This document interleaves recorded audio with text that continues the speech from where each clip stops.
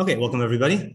So just a reminder, if you want to find the audio of these shiurim, YBT.org is not the only place. There's also the YBT podcast at ybthashkafa.buzzsprout.com. Much easier to find your place, and you don't have to go to the audio and the complicated page every time. Also on my own podcast and YouTube channel. Okay, before we begin, I wanted to dedicate this shiur to the memory of Popo, my grandmother, and Adira Koffsky, my student, who both died on February 1st. And Adira's Shloshim, I think, is either this Shabbos or this Sunday. And I also wanted, this is the first time I'm publicly addressing the community since then, so I wanted to thank everybody for their condolences and support and sympathy for both me and Johnny and my mom. It was a very difficult time, but so thank you for that. Okay, so the title of this year is The Perils of Distracted Learning, and it is a shiur on Pirkei Avos, Chapter 3, Mishnah 9, or however you want to count the mishnayos, because they're very different in different editions.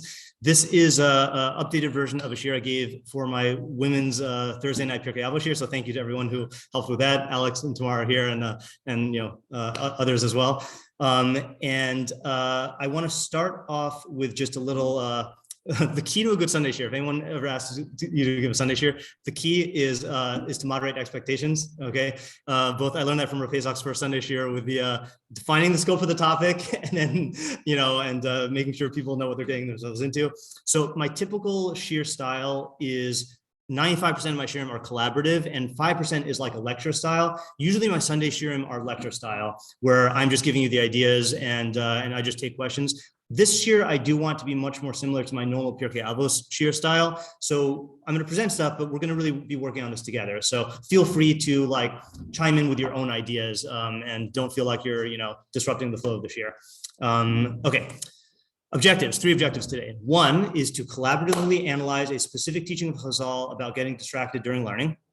2 is to discuss how these insights might be applied to our day-to-day learning, on a practical level.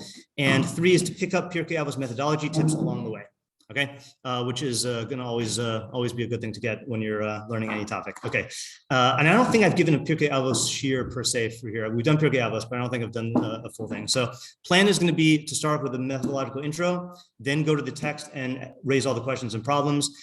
And then approaches and ideas, we're going to focus on 4: Meiri, Abravanel, Rabbeinu Yonah, and Rashi with a couple of others.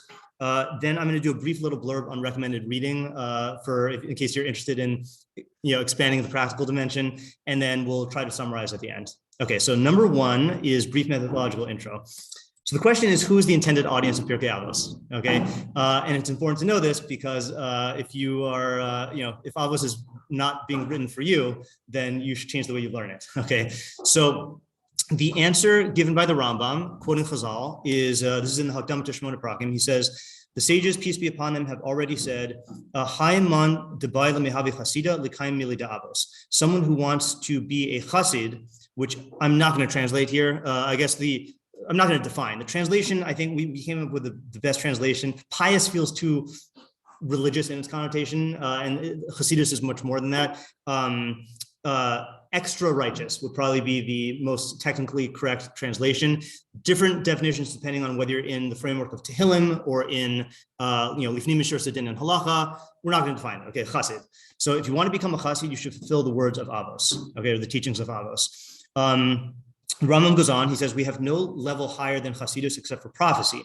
And Chasidus is what brings one to prophecy. As they said in Avodah Zarah 20b, Chasidus brings a person to Ruach HaKodesh. It is clear from their words that living by the ethical teachings of this tractate brings a person to prophecy, since this tractate includes a great portion of character traits.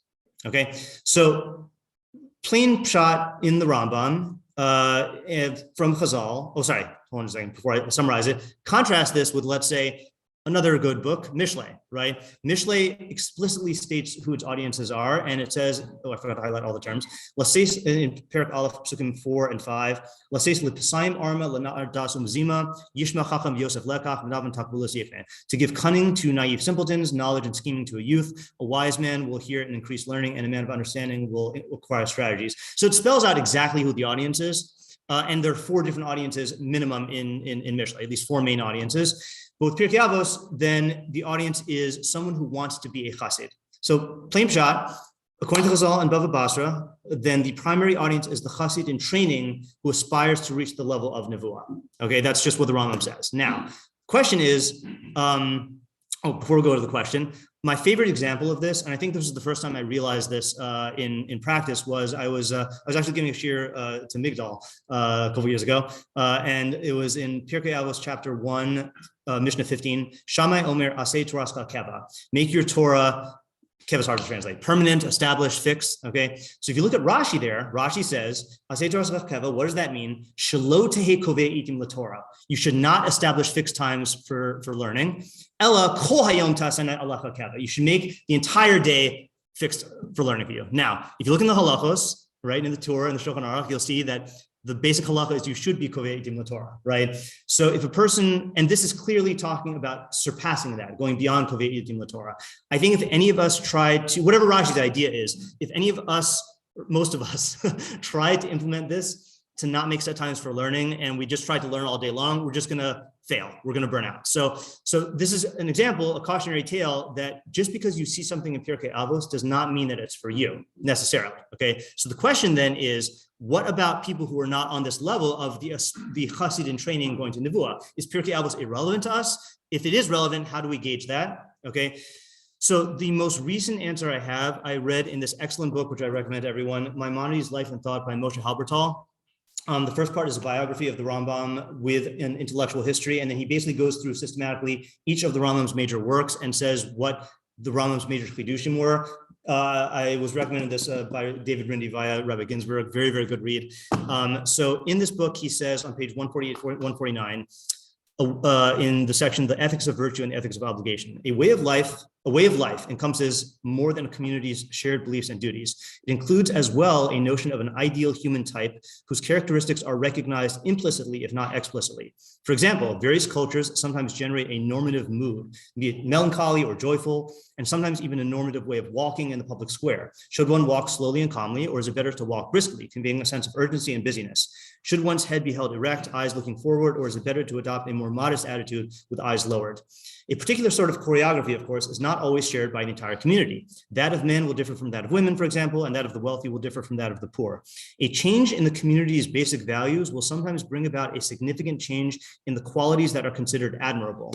An ideological change of this sort will make its way into the most basic layers of the community's life, shaping personalities and even affecting such details as verbal tone, body language, and presentation of oneself in the public square. Last part, Avot is the Mishnaic tractate whose subject matter is the most reflective of these concerns.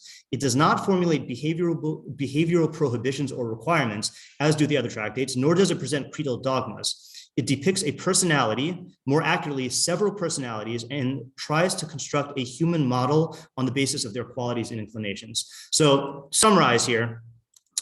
Before we summarize, I will summarize, which is it's painting a portrait of the perfected individual. Now, he mentioned that a change in the community's basic values will sometimes bring about a significant change in the qualities that are considered admirable. One of the difficulties is, we look to Torah B'chsav for models of tzaddikim, okay? But if you look through Torah B'chsav at, the Avos and Moshe Rabbeinu, pick whichever tzaddik you want, that model of tzaddik does not directly translate into the model of tzidkus or chasidus that we strive for in our learning. And what I mean by that is, those of you who have read Pirkei Avos, think about all the mishnayos and Pirkei Avos that talk about learning and how you relate to Talmud Torah. And then point to Torah B'chsav and show me where it talks about Avraham Avinu learning and Yitzchak and Yaakov. It's obviously those were tzaddikim, and obviously they did learn, but we can't just extract a full picture of what we're trying to strive for in our community. So thankfully, Chazal, or Rabbi Yehuda Hanassi, I guess, compiled in the Mishnayos these teachings that paint a picture of a, Mishnaic era post Churban Vayesheni portrait of what it looks like to be pious and righteous. And that is something that's much closer to what we should strive for than trying to abstract something from modeling ourselves after Chazal Hanavi, So that's my understanding of what Pirkei Avos is. It's painting this portrait. And like the Rambam said, it is talking about a high-level person. Like many of the other Mefarshim say, it is primarily directed at, Dayanim, community leaders. So here's the approach that we've kind of developed over Thursday night, which is treat each mishnah in Avos as if its primary goal is to paint a portrait of a chassid, then discuss the extent to which the ideas and principles apply to your life at your stage of development. Some mishnayos translate directly into advice for the common person. Others, like that one we saw with Rashi, are a very lofty level, and you shouldn't even try to attain that, but you should see it as like the destination and aspire towards it at your own pace. Okay, so that's just methodological advice. Always ask, just like we do in Mishlei, who is the intended audience, and to what extent is this directed towards the high level person, the middle level person, everyone, different things on different levels. All right, that's the methodological intro. Any questions on that? Okay, let's get to the text and its questions and problems. Okay, Mishnah, Avos 3:9 in the most conservative numbering. Rabbi Shimon Omer, Rabbi Shimon says, some versions have Rabbi Yaakov, Hamahalach Baderech, someone who is walking on the path or on the road, Vishona, and learning. We'll just translate Shona as learning for now. Umafsik mi mishnaso, and he interrupts his learning, V'omer, and he says, Ma na'e ilan zeh, how beautiful is this tree? Ma uma na'e nir zeh, how beautiful is this furrow, this plowed field, however you want to translate. That's some sort of agricultural, thing.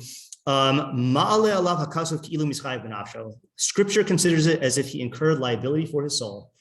Okay, so that should shock you out of your system and be like, oh, really? Like, is that bad? So the questions are, is it that bad? No, the question is, so the major question is going to be, and I thought it'd be more efficient if I list all the questions first, and then if you have other questions, we can add them. So major question number one is, what are the parameters of this Mishnah? Okay, and I'm going to break this down into many sub-questions, but we'll keep our eye on the ball here. So first of all, what is this case of Hamahalech Baderech Veshoneh? Okay, walking on the way and learning, okay? And is this talking specifically about this case or not? So for example, does this apply only if you're walking on the way? Or is this even when you're sitting at home? Okay, is it specifically if you are, okay, what does derech even mean? What does mahalech mean? Okay, what case is this addressing? And is this, is this case being chosen because of the chiddush? Are these the only parameters of the case? What exactly are we talking about here? Okay, what does shoneh mean, right? So shoneh, plain pshat, you could say it means to learn, right? What's another translation or definition of shoneh?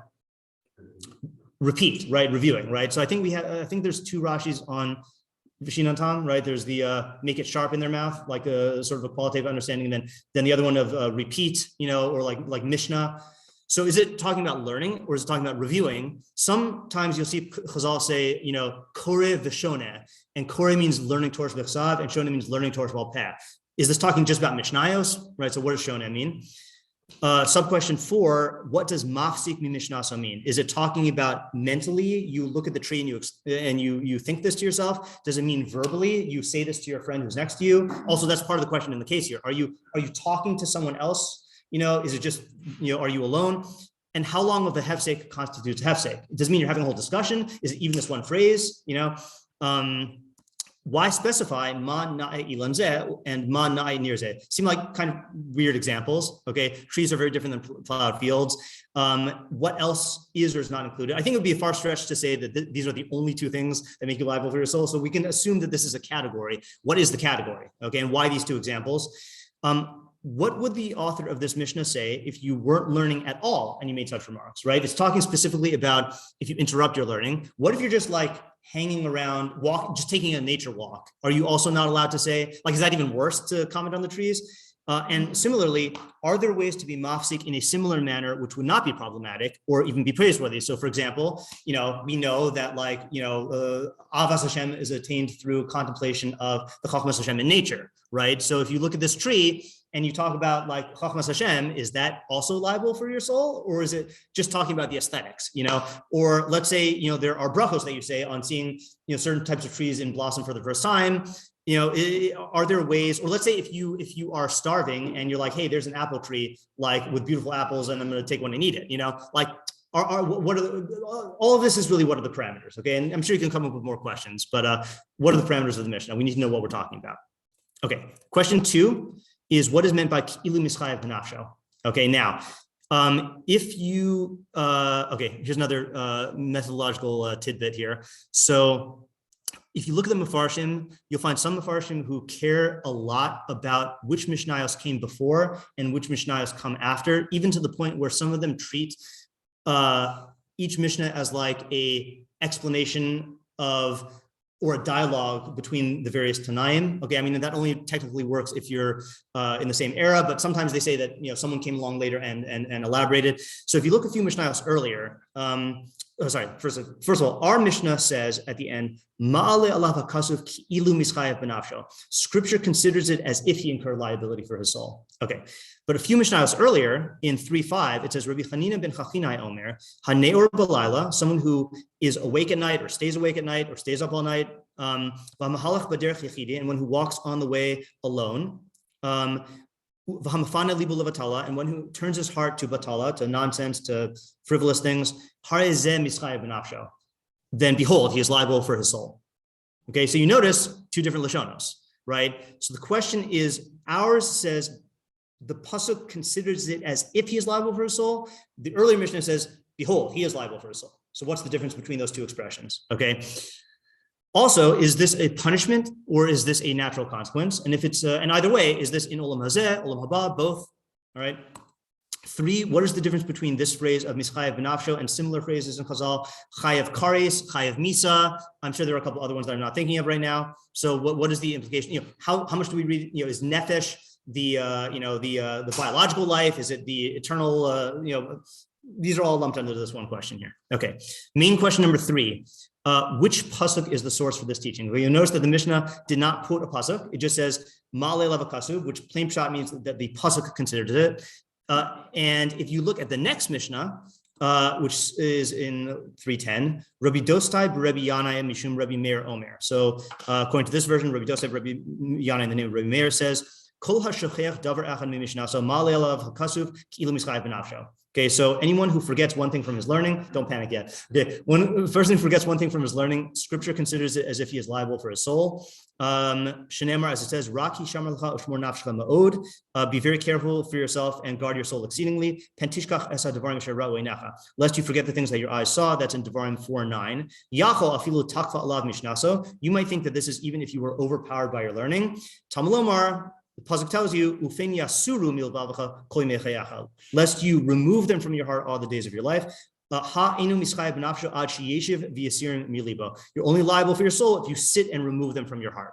Okay, now we're not going to analyze what this means. Oh, I should also mention, by the way, our Thursday night Pirkei Avos Shiur for women. We've gone through chapter 3 from the beginning. So if you want to know what any of these other mishnayos mean, we've covered both of them. Okay, so you can check that out. Okay, but we're not going to go into this here. But my point in bringing it up is you see that this is the normal format. If it says the pasuk considers it as though blah, blah, blah, it quotes a pasuk and it explains how the pasuk shows you that. Our Mishnah just doesn't do that. Okay, so we're just supposed to believe that there's a pasuk somewhere. Now, this question, I am not convinced is a good question necessarily on the Mishnah. I'll tell you why. So there is something called the Kaufman manuscript of Mishnah. Here's the Wikipedia article, and it is considered to be, as demonstrated by Yechezkel Kutcher, the Kaufman manuscript is the most complete early manuscript of the Mishnah that has survived. It retains the original forms of the language as it was spoken by Chazal in the 2nd century, not mixing in biblical forms. The language, okay, fine. So it's the most authentic manuscript of the Mishnah we have. Of course, if you want it on Torah, then you can put them side by side and compare our Mishnah to the Ksav Yad Kaufman. And we've seen in our Pirkei Avos here, many times we'll have a question and then we'll find that like the authentic manuscript has a reading that answers our question from the get-go. So that's on Al Torah. If you want it on Sfar, sorry, can't get it on Sfar. Never mind. All right. So if you look at the standard editions of the Mishnah, then ours says Ma'ale alav hakasuv. Okay, the pasuk considers it. But if you look at the Kaufman edition, it just says Ma'alin alav ki'ilu mischayev benafsho. He is considered as though he's liable for his soul. And by the way, the Rambam's actual edition of the Perils Mishnayos as well also doesn't have the word hakasuv.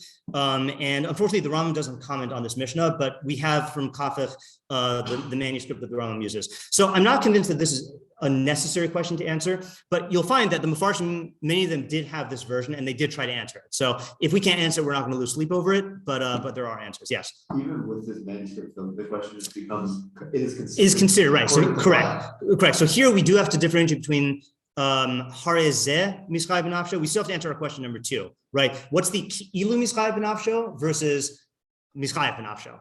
Yeah, okay. 2 last questions, and these are more subjective questions. So what? Okay, we should always ask this question. Why should we care about this? Okay, and you could say, well, don't you care about your soul? But like, unless we know what that means, I can't judge whether I should care about it or not. And then the final question, which I wanted to touch on, and I kind of changed my plans radically last minute. How can we implement this practically? Okay, the initial plan for this year was to have a whole separate component where we go through many, many practical strategies. And I realized that would be too long. And so we're just going to we're going to talk about it as we do each of the ideas. And feel free to chime in with practical suggestions and stuff, but we're not going to make that a feature of this year. Okay, so those are the questions. Okay, before we move on to the approaches and ideas, any other questions? Let's go back to the text. Here, we'll use this one. Any other questions that you can think of that we need to answer? Just was it common practice for people to walk and learn at the same time? Good question. I don't know, and I think we're going to get into part of that when we look. The 4th approach we're doing with Rashi is going to talk heavily about what baderech means, but I think each of the Mefarshim will offer different answers to this kind of question, and I think you'll be able to answer it based on that. I don't know how common statistically it was. What was that? Lech derech, right? It says in the pasuk, and Mishlei also lech tanche osach. So yeah, that's true. Let's put it this way: we also have to ask, to what extent does this apply when you're driving your car, right? I mean, to what extent does this apply when you are doing other, chores, right? I mean, this is part of our question of what are the parameters of the Mishnah. Yeah. Okay. Any other questions? Okay. So my personal favorite approach to this Mishnah is the Meiri, both because of its practicality and because I think he answers the most of our questions. Now, I know I usually put the translation up there, but that's too much. So I'm going to read and translate. Okay. Tell me if you need me to repeat anything. Yes. There's also one other thing. As far as being a five and offshore, that doesn't sound like midat chassidut type of thing or anything. Good question. Okay. So good question. So I think this cuts both ways, right? So you can say, if this is such a dire consequence, so that's relevant to everyone, right? If it said something like, anyone who interrupts his learning, loses a nevuah, I'd be like, okay, great. I never had it in the first place, right? But mischayev b'nafsho sounds relevant. What's the other argument to say that it is specifically for someone who's on a high level? Yeah. It's only bad relative to that stage. Right. That maybe it's stating in such dire consequences terms because only if you're on such a high level, then it's that bad. Yeah. Okay. So good observation though. Okay. So here's the Meiri. I'm having a question. What does it mean? And then we're going to see what the Mefarshim say. Yeah. Okay. So I'll read and translate the Meiri again. I'm sorry I don't have the English up, but it would just be too much for all of the Mefarshim. So Meiri hakavana laha'ir. The intent is to point out to you de'ein lifsok midivrei Torah l'tzorach iske hazman rak lefi hatzorach ha'hechrachi. Sorry, we have a question first. Yes, Annette.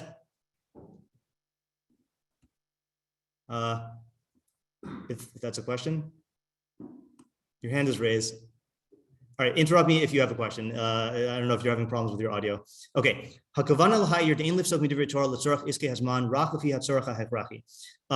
The intent is that you should not interrupt words of Torah except for in order to tend to temporal involvements, unless it is an absolute necessity. Okay, we're translating as a necessary necessity. Okay, and even when a need comes its way, like when you need to interrupt, lo yatir la'atmo lahafsik l'sicha b'tela, you should not permit yourself or unleash yourself, if you want to be dramatic, to interrupt with frivolous conversation, ulamash in sorech lo bo, and in something that you don't have a need in. Okay, va'amar, and he says, shelo sof davar ba'osek b'mishnas keva, I think that's supposed to say she'ein lo lahafsik li'izkei ha'olam. It's not only saying that you shouldn't interrupt your permanent learning, ella afilu b'mishnas arai, even your casual learning, you should not interrupt. Kigon, for example, let's say you're traveling on the road to take care of your needs. Okay, you're not sitting to do a seder in the Beis Midrash, but you're just traveling, right? You're not even sitting down to learn. You're walking and you're just v'shone b'derech hilucha, and you're just reviewing or you're learning on your way. Ein lo lifsok mimena l'sichas b'tela. You should not interrupt for it for idle conversation. V'imasa and if you do this, ma'alei because of ilu mischai b'nafsho. The Torah considers it as though you are liable for your soul. Kolomar, what does that mean? Ilu enu osik b'Torah klal. It is as if you were not learning at all. Okay, shehu hamischai b'nafsho al derech emes, because that's the real liability for the soul. Okay, so meaning someone who does not learn at all, that's like real soul death. And when you are interrupting for sake of batela, it is like you're not involved in learning. Vatam, and the reason, a person by nature is drawn after frivolous conversations and nonsense. And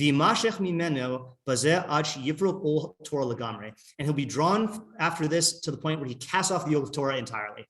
And that's why the next mishnah, which we read, which the Meiri does not explain, if I recall correctly, says that this is going to lead to removing words of Torah from your heart, okay, and forgetting Sinai.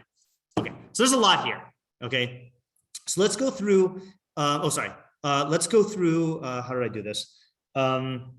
Just 1 second here. Okay, let's just talk through the main idea for a second, and then we'll try to answer each of the individual questions, okay? So what he is saying, the basic idea here is he's saying that the mishnah is really stating like a chiddush case. It's stating an extreme case. Is I don't need to be told that if I'm in the middle of the Beis Midrash that I shouldn't, interrupt my seder to involve myself in Sichel B'Tela. But you might think that if you are just casually learning as you're like going about your business, then you could interrupt because you were not keva in the first place. So he's saying, first of all, no. Secondly, he's saying that if you can interrupt if you need to, but don't exceed the bounds of that need. Right? In other words, don't say, well, I'm going to not interrupt, but then once the need comes my way, now I'm going to have a whole conversation with my friend. No, rein yourself in, even in that case. And he's also stating the consequence here, which sounds very extreme. We're going to have to analyze this, which is because a person is drawn after these things, then if you give into this, then you're going to cast off the yoke of Torah entirely. Okay. Which sounds a little dramatic, right? I mean, Porik Ol HaTorah sounds like, Ol HaTorah sounds like, keeping halacha, right? So you're really telling me that if I interrupt, if I say how beautiful is this tree, then tomorrow I'm eating cheeseburgers, like that seems a little extreme. Yeah, Robbie? Sounds a lot dramatic. So are you learning this that he is talking about Binkoveya eating and breaking that schedule? No, Davka not. Yeah. Or having a schedule that has anything in it other than Kriyas. So definitely not the first possibility. And he's talking about any learning that even is not in kvius, right? He's saying learning that you're just casual learning, what does he call it? Afilu b'mishnas arai, in your casual learning, right? You're just discussing an idea with your friend, like, while you're waiting for mincha or whatever, that's, so it's even beyond the scope of the system of keva. Yeah. Okay, so just a few just observations, and then we'll go through our questions and see what he answers. Yeah. I'm just wondering, let's say a guy decides to take a break and go see it. Okay. So what do you think he would say about that? I'm wondering. I don't know. Say again? Why? Because it's usually the problems when you're learning. Okay, so he's definitely saying that the case is not talking about interrupting about going to see a movie. Well, what do you say about the guy who is seeing a movie? The answer is in the text. Yeah, right. So in other words, his premise is someone who's not being osek b'Torah is the true liability for your soul. Okay, now that does not translate practically. It doesn't mean that you can't go see a movie. And again, he is also saying that if you need to do something, then that's fine. But he's learning baseline that does not mean a punishment, right? It doesn't even mean a consequence directly. It's describing a state of being that you are not involved in learning. Now, I want to just make one move to clarify this, and this is my own association, but there's a pasuk in Mishlei 18:9 that says, "Gam misprape b'malachto achu lebal mashkis." even one who is lax in his work is a brother to the master destroyer, or the master of waste, however you want to say it. So we're not going to do full analysis of this, but what is the gam, right? What is misrape b'malach mean? You're lax in your work, and who's the bal mashlis, and what's the analogy of af, right? So it sounds like, just from the way the pasuk is phrased, that the chiddush is, the audience of this pasuk is looking at himself, and he's lax in his work. And he sees the guy over there who's the bal mashlis, and he's like, at least I'm not that guy, right? And Shlomo was telling him, no, you are related to him, okay? So how is that so? So this is my, back in the day, I used to write 4-sentence summaries of every mishnah pasuk I did. So here's the 4-sentence idea, okay?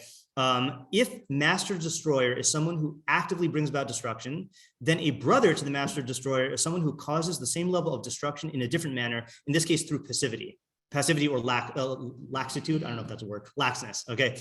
The audience of this pasuk is the person whose laxity causes the quality of his work to suffer, thereby resulting in a type of destructiveness. Such an individual tends to rationalize his laxity by defining and perceiving himself as a worker, which allows him to reassure himself and other people, saying, see, I'm working. Perhaps this is why the pasuk doesn't specify the consequences of this person's behavior, but instead calls him out on his rationalization, as if to say, you may wish to define yourself as a worker, but in truth, you are a destroyer. So the pasuk is addressing someone who is involved, like we've all been in this case probably at some point in our lives.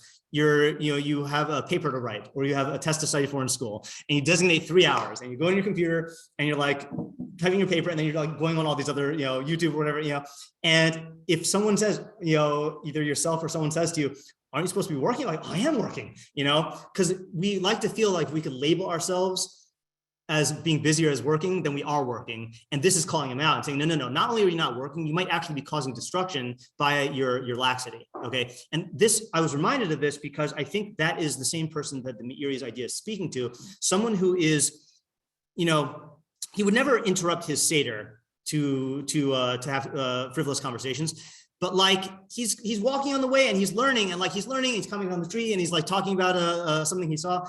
He's viewing himself as though he's learning, and that's where the Meiri punches him. No, it's as if you're not learning at all. Okay, now we still have to understand why such an extreme measure. Okay, and for that, I think we need to answer this question of what does he mean that the nature of a person is drawn after nonsense and frivolity, and if he continues in this, then he's going to cast off the yoke of Torah completely. What does he mean, and how does that explain the warning in the Mishnah? I mean, I know you don't need to explain why we're drawn to frivolity, but why is he's saying hata'am, the reason for this entire teaching is because of this phenomenon. And it sounds like almost, you can make an argument, he could have stopped there. He could have said, when you interrupt your learning, it's as if you're not learning at all, and that's bad. But he goes on and says, no, you're drawn after these nonsenses, and you're going to cast off the yoke of Torah completely. So what's the idea there?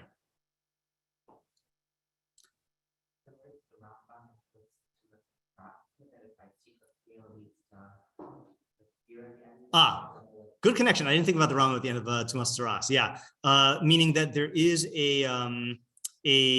not a slippery slope fallacy, but an actual slippery slope that will lead you to become entrenched in values that do interfere with all the Torah. Is that what you're saying?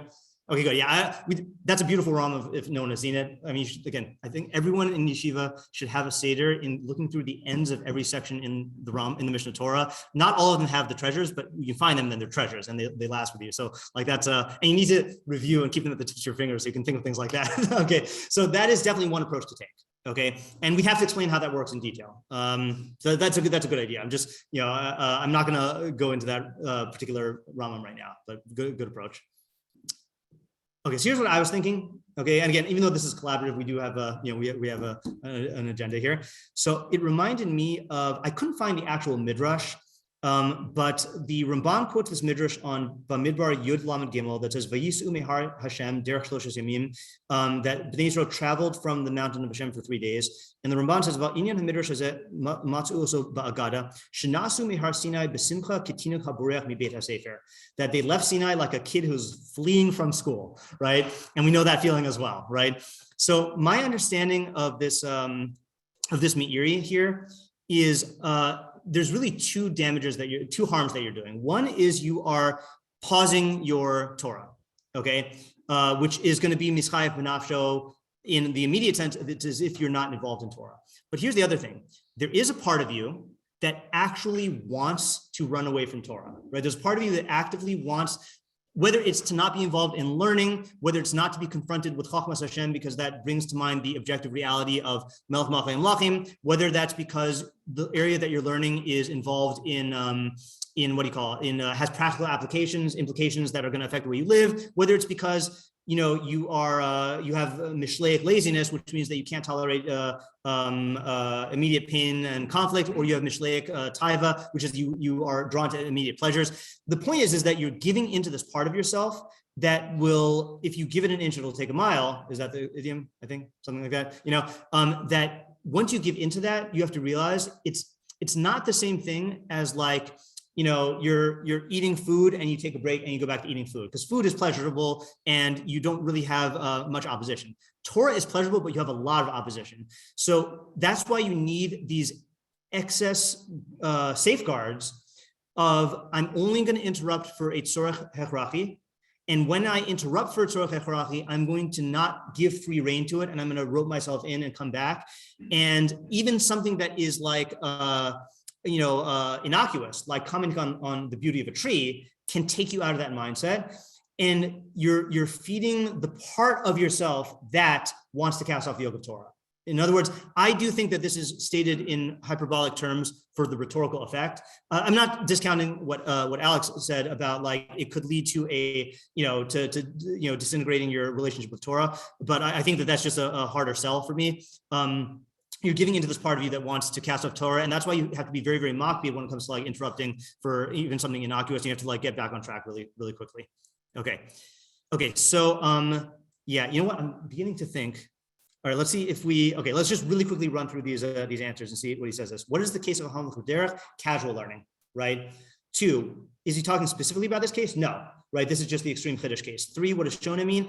Presumably any kind of learning, even review, right? Even review, not like sitting down to figure out a new svara. What does Mafzik mean? Mishnaso seems to be any sort of interruption, right? Even mental, even to yourself, right? I think that follows. 5, why specify these 2 examples? I think because they're innocuous, seemingly. Okay, it seems they're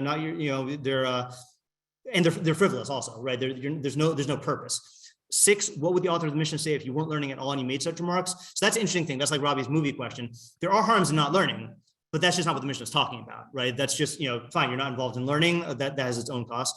And then the last one is, are there ways to be mafsik in a similar manner which would not be problematic? What do you say about that one? Yeah.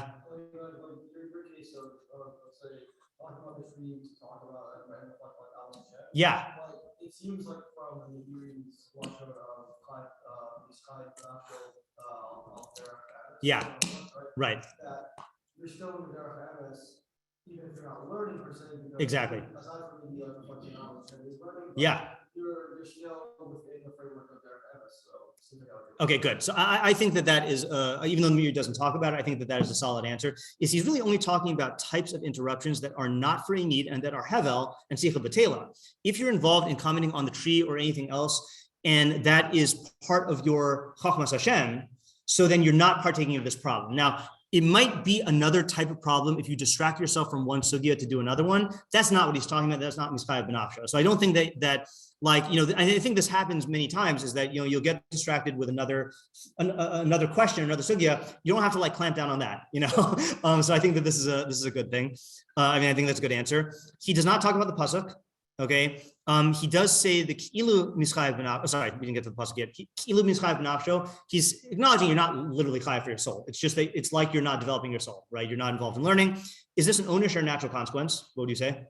Natural consequence, it seems. And what's the difference between mischayev b'nafsho and other terms? I don't think he really needs to answer that question. He's just saying you're not involved in perfection, and you could it doesn't mean chayev miser or chayev kares. Okay. And then what is the pasuk that's the source? He doesn't quote it. So what? Well, he's not answering this question because he's talking to people who value Torah. And if you want to know why you should value Torah, listen to D4, proof of learning.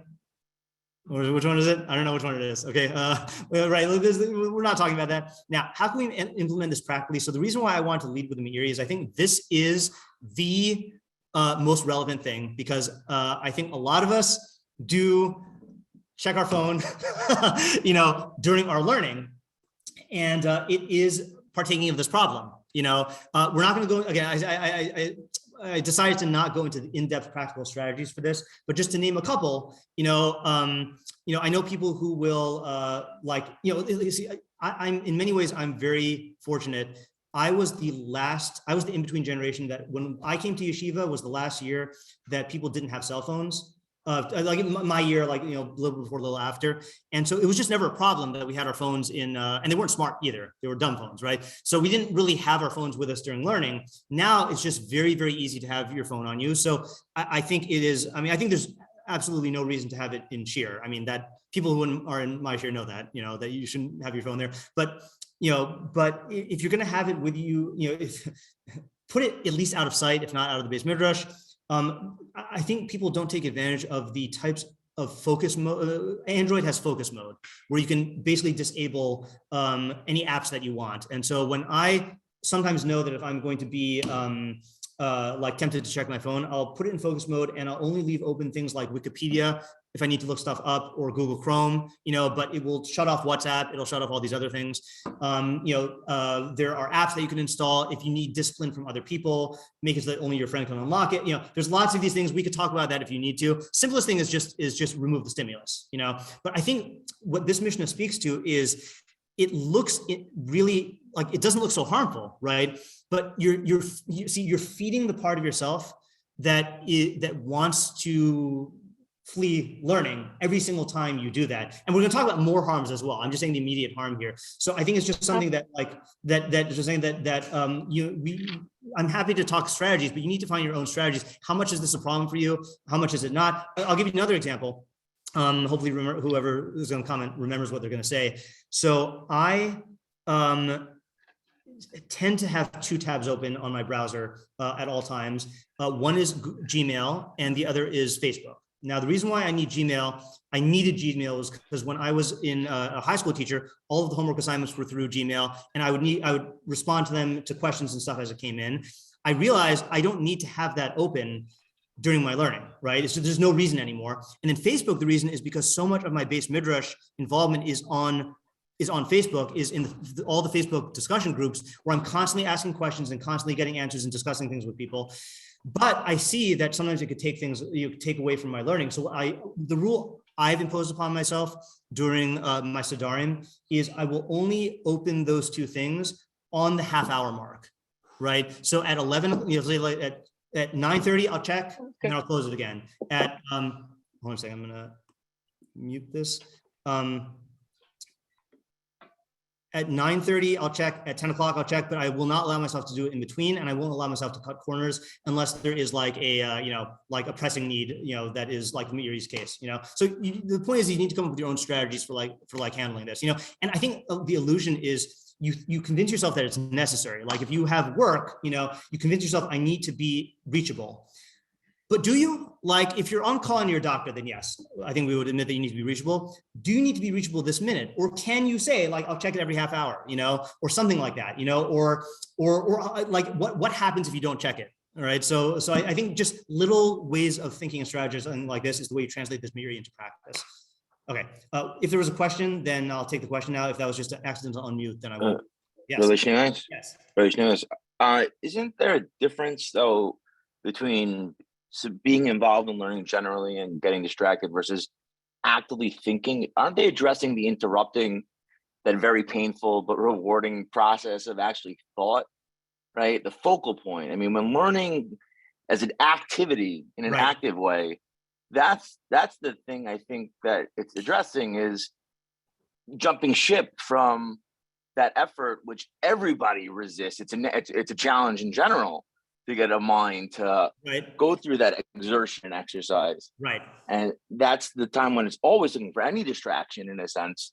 Right. Versus being, a directed and committed or sort of focused on that very exercise and process, no matter what else you're doing or not. If you're able to be thinking, if you're thinking at all, redirecting it anywhere from that effort while you're making that effort, that's the big danger. Okay, so am I, or is the Meiri saying something contrary to that? Because if so, then I'm not. It's not clear that we're speaking about, like, while the person is actively sorting through, like, being ma'ayin b'davar, for trying to figure it out or understand it or review it through the difficulties, as much as he's kind of involved.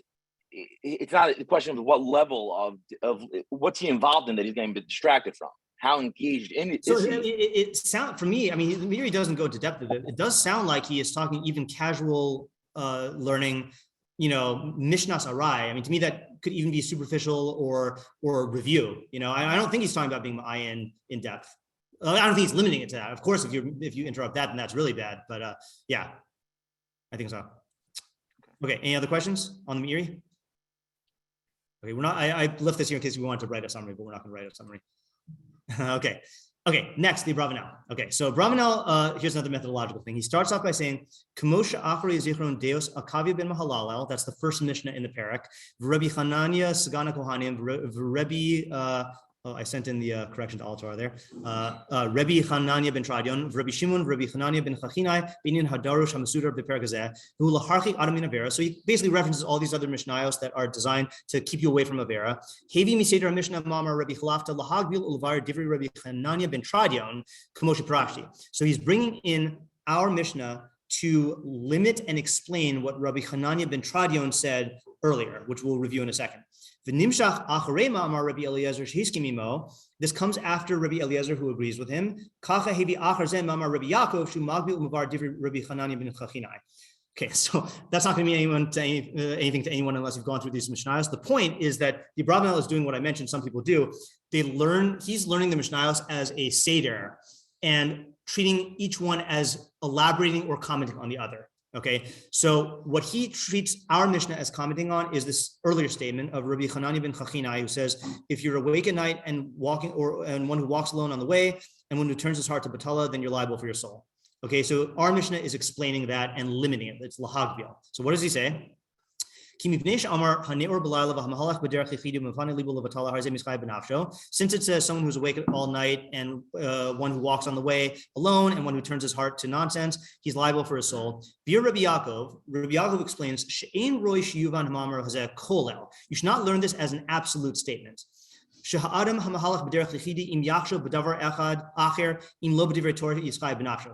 think that if you're walking alone on the path and you're thinking of anything other than Torah, then you're liable for your soul. Okay.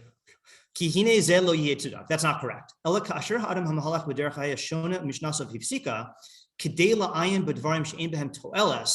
Rather, if you are on the path and you're learning your mishnah and you interrupt in order to look into things that have no benefit, then you're liable for your soul because you interrupted your mishnah and you made it secondary, and you made these material things into the ikr. But if you are not learning, then you're not liable for your soul. So this addresses Rabbi's question. If you go see a movie, right, and you're not involved in learning, that's not mischayev b'nafsho according to the Mishnah. It's specifically if you are involved in learning and you turn away from learning and be involved in something with no benefit, with no use and is frivolous, that is making the tafel into the ikr and the ikr into the tafel. Okay, and I think just on a very, very, without going into in-depth psychology here, I think this is a thing that we like to think that we have values. Okay, that I have values and I am acting in accordance with my values, but really you shape your values by your behaviors. So if you are, I don't know, let's say you're spending time with your kid, playing with them, and you're constantly checking your phone. So you are reinforcing the value that whatever's on my phone is more important than giving attention to my kid. You are, even if your value wasn't like that in the first place, you're making that your value. So you are actively, first of all, you wouldn't necessarily have been involved in this in the first place in looking at this tree if you were focused enough on your learning. We're going to get to that with Rabbeinu Yonah. But furthermore, you're reinforcing this valuation of things that are not more valuable than Torah, okay? And you're degrading Torah in the process. But he makes one more point, which I think is an open question. I'm curious what your thoughts are. He says, V'zesh Amar Rabbi Yaakov Hamhalach B'derech Lashona U'Mafsig Mishnaso K'tei L'Aynish Ilanos U'Benir Shehu Masi Arugos. So he defines what these things are. Kamosha Amar Nir Lechem Nir Al Tizra'u Al Kotim. he quotes the pasuk. It says what it near is. Hine az mipnei she'azav Talmud Torah upasuk mishnaso limor ma na'i ilim zeh ma na'i nir zeh ma le'ela kavzu kilu b'schai menafsho. Okay, that's just repetition. Rosh Lamar. This means shehesir minafsho hasichlis hashlemus shehu davak ba v'talmuda u'mishnasa. He removed from his rational soul the perfection that it was clinging to in its study and in its mishnah. Okay, Dani could be medayik here. Talmuda is like in-depth learning, and Mishnah seems to be more, factual learning. It's as if he is making his soul liable to the king, such that he should be punished with a punishment of the soul. Okay, so what is he saying there? What is his notion of mischayev b'nafsho? I'll read that again. He says, since he is removing from his soul the perfection, since he's removing from his rational soul the perfection that it was clinging to in its learning, it is as if he incurs liability to the king to be punished for this with a spiritual punishment, a punishment of the soul. And if it helps, compare and contrast it to the Meiri. And I don't even necessarily need to define the machlokas in terms of where it's stemming from, just what is the difference between the Meiri's statement of it's as if you're not involved in learning at all and the Abravanel statement. Is he saying the same thing or is he saying something different? And if he's saying something different, what is it? Yeah. It sounds like he's saying you're doing something that's worthy to be punished. Right. In other words, the Meiri, where's the Meiri was saying? That it's something that's bad for your soul, but it's not an act. Correct. I think the Meiri was looking at it as a natural result. Here he's saying that you are engaging in an act that is punishment worthy. Okay. So what is that act? I mean, he kind of gave us earlier, how do you characterize that act? What is the act that God's going to punish you for? Stops existing. So it's more than distracting yourself. And what was that? You're stopping to exist. You're stopping to exist. You're right. No, you're no longer being an active intellect. Literally, that's what he's describing. You're no longer actively thinking and engaging and existing as a human being. Aristotle just perked up in his grave. Yeah. Yeah. It's like a rachata. You either choose life or go towards the degradation. Right. So just to put this in the terms that he uses, I think we're on the right track. It's making the tafel ikr, right? And really, I mean, to use an analogy here, okay, let's say you are on life support in a hospital, right? And then someone goes up and they pull the plug. Okay, so there's two things wrong with that. One is that the person whose plug was pulled will die. Okay, but the other is in the act of pulling the plug, let's make some absurd example. Let's say someone pulls the plug so that they could use it as a jump rope, so it is a gross, not only is the consequence going to be dire, which Meiri is focused on, the very act of taking something that was so essential, which is your mind's connection to perfection, and then severing it in order to actively involve yourself in something that is not at all purposeful. That's like, that act is a bad act of bechira, like Robbie's saying. It's not just the result, it's the act of bechira itself. And I don't think the Abravanel would disagree with what the Meiri is saying, that it's as if you're not learning, but he's saying the act is worse. Okay, so to me, that's the Abravanel's thing. I forgot the Abravanel's a little bit longer than that. Okay, hold on just a second. Yes, this is important. So then in the next Mishnah, anytime you think the Abravanel is short, he's never going to be short. Okay, Rabbi Dostai Hosif Alav. So the next Mishnah, which is the one that said that anyone who forgets something from his learning, it's as if he is the Torah considers it as though he's chayav for his soul. As it says, Pen yasuru milvav kol mechayacha, lest you remove them from your heart all the days of your life. He says, Hosif alav, he's adding to the previous teaching. Amar shegam hamafsik b'mishnasav amar ma na'i ilam zeh u'ma na'i nir zeh lo ala alav hakasuv ilu mischai b'nafsho ella kasher yishtakea kol kach b'dimyonosav u'devarav hamavatlim sheyishkach mishnasav. Which is saying you're only liable for your soul if you steep yourself in your imaginations, fantasies, whatever your inane thoughts, and your word and your devarav batalim until you forget your learning.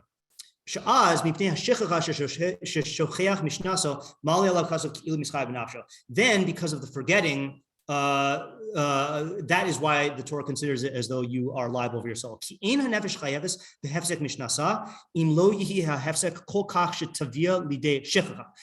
Very definitive here, that the soul is not liable for interrupting its learning unless the interruption is so severe that it brings you to forgetting. That's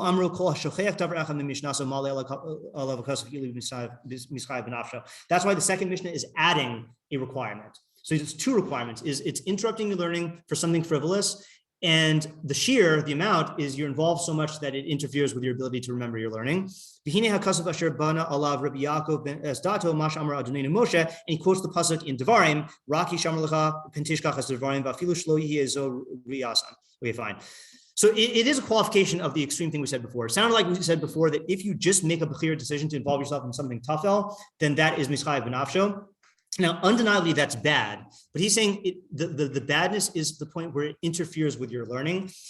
Now, he only says where you forget your learning, but I would say if it's going to cause you to make a mistake in your learning, or let's say like in the pasuk in Mishlei, where because you're not devoting yourself to this with all of your focus, then it'll lead to mistakes or lack of arriving at a clear idea. It partakes of the same thing. I don't think it's dafka like you had a fact and you forgot it, or you had a svar and you forgot it. I don't think that's a stretch. I think he's using the lashon of the pasuk.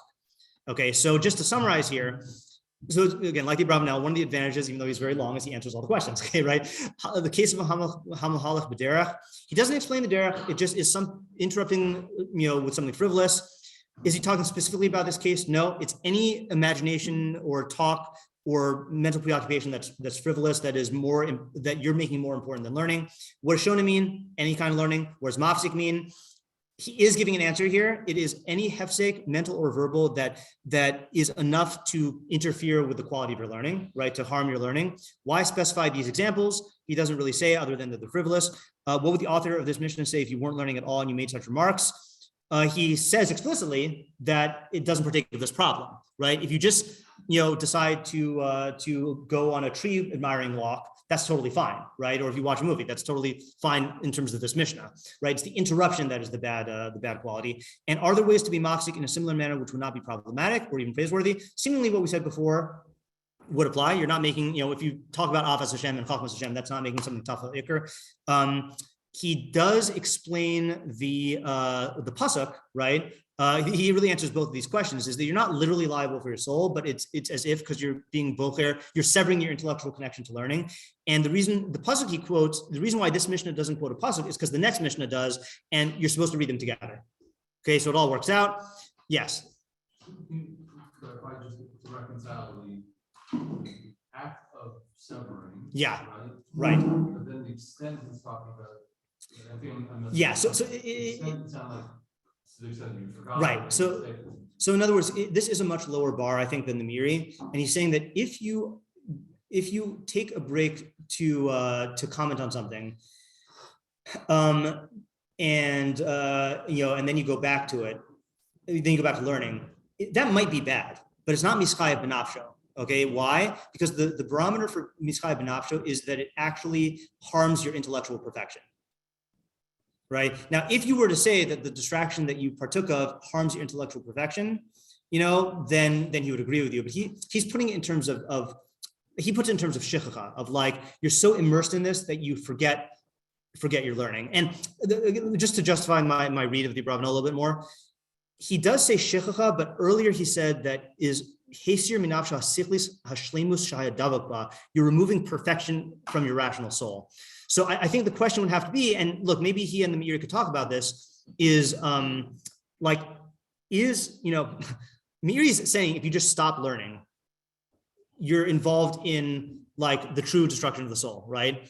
But look, in reality, you have to stop learning at some point. Like you have to brush your teeth, you have to go to the bathroom, So I think the Abravanel is trying to say, like, it's only a bad bechira if the choice that you make is going to adversely affect your relationship with Torah and the perfection you get from it. And merely saying, "Oh, nice tree," according to him, is not going to take away from your perfection. Making a tough picture, that's not. If you are like so preoccupied with the trees that you end up like becoming focused on it and it interferes with your learning, there's a certain quantity, yeah. And I admit that it doesn't fit as squarely into the reading of the Mishnah, because the Mishnah makes it sound like you just exclaim how beautiful is this tree. It doesn't sound like you're being kovea itim in tree admiration, Yeah. Okay. Yes. Do you think that the method say that? I would have thought from so before he said the amount that would be that. Yeah. If you are learning and you interrupt your learning to make this comment, then that decision itself is constructive. Right. It's because then it sounds like you're making the tafel into ikar. Right. By, Yeah. you would have said something about Right. You know, that's Yeah. relearning. Yeah. Is he not saying it? It sounds like he's saying that the hischayvus, the liability, is one of the choice to sever to pull the life support into your seichel. But the sheer of pulling the cord is whether the amount of your distraction interferes with your learning. That's how I'm understanding it. Yeah, David? What do you also say this is problematic? Say if it were a flip situation where say you're going on like a tree admiring walk. Yeah. And then while you're on this walk and you have some idea comes to your mind, say related. Suppress it. No. Yeah. Yeah. So like dream not be sane because then you're going to run into this issue. Is there in a way putting the car in front of the tafel that you were involved? Well, I think that's usually what you should do with the e-car, right? I mean, right. But then at that point when I'm involved in the car, I can't go back to my tree walk anymore. Well, let's say you interrupt. He doesn't make anything, by the way, of the. He doesn't say it's mishnah sarai, right? He doesn't say he doesn't focus on that, So like, it's possible he's only talking about when you're koveya for learning, But I'm going to give just a piece of general. I'm going to answer your question, but through something I was going to say anyway, which is going back to the methodological intro. When you learn Pirkei Avos, when you learn mishlei, and he gives an idea that's for everybody. So then, yeah, that includes you, When you learn Pirkei Avos, I do think you could look at it as like a developmental toolkit, and you need to know what is applicable for yourself at that particular stage. Now, I think for many of us, any involvement in learning is good. So let's say in the case that you're talking about here, right? Where you say you're involved in going to a tree admiring walk, and then you think of some idea to tell your friend who's walking with you. And then you think, oh no, if I start, then I'm going to get interrupt. No, learning is good. Just learn. And then halavayu should be on the level where but I think that's a decision everyone has to make for themselves. Or I'll give you another example, right? Meiri definitely has a much higher bar than the Abravanel, So when I prepare this with Isaiah, and we learn on Shabbos, and there's across from my way, there's an apartment building, and there's a window dog. There's a dog that just pops out of the window and just sits there. And sometimes, one of us will remark to the other, oh, window dog is out, And according to the Meiri, that's Mischayev B'nafsho. According to the Abravanel, it's not, right? Now, should I get all bent out of shape because I am commenting on the window dog and now I feel guilty and I have to list that on the many things I do video for? I don't think so. I mean, I should recognize, you got to know where you're at, and I look, it's for me, window dog is not a problem.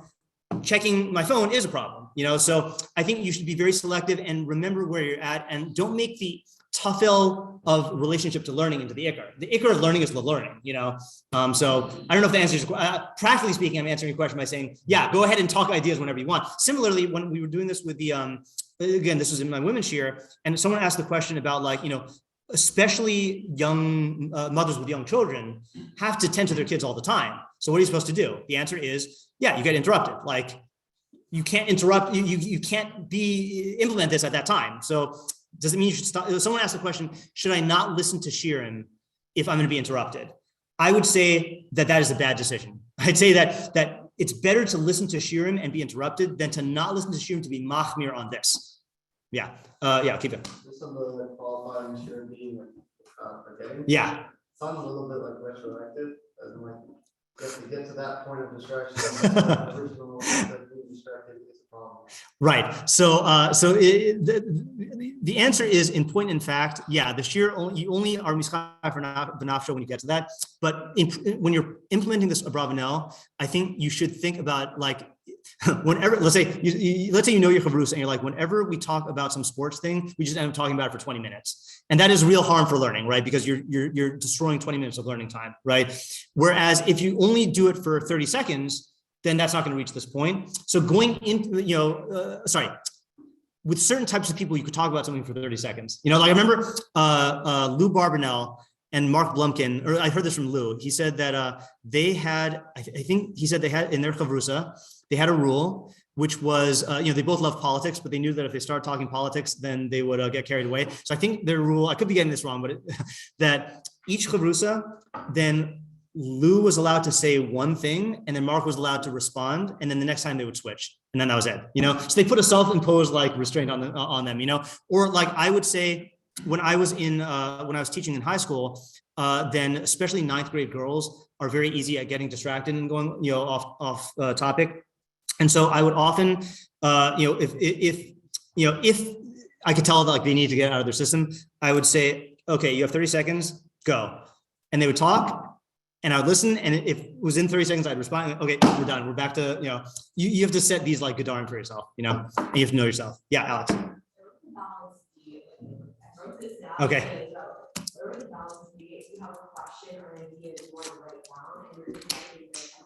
Right. That's a good question. So I think in terms of both the Meiri and the Abravanel, the ikar is that you're involved in the world of learning. And even though the Abravanel does mention that that the harm the shiur is in terms of the harm that you're doing to your intellectual soul, and there is a risk that you'll miss stuff. I don't think he would say that you're making the bad bechira decision that you talked about earlier. Like I would say like be intelligent and strategic about what you give your priority to. And if you're going to miss, it's like there are certain people, I don't understand this. Maybe it's an intuition that you need to develop. There are certain people who in the middle of a shiur, they'll walk out right when the svara is actively being given. And I'm like, were you just not paying attention the whole time? There are times when you can like go to the bathroom and times, so I'd say the same thing here is like, yeah, you gotta be intelligent about it, but you're not going to be high for your soul. Yeah.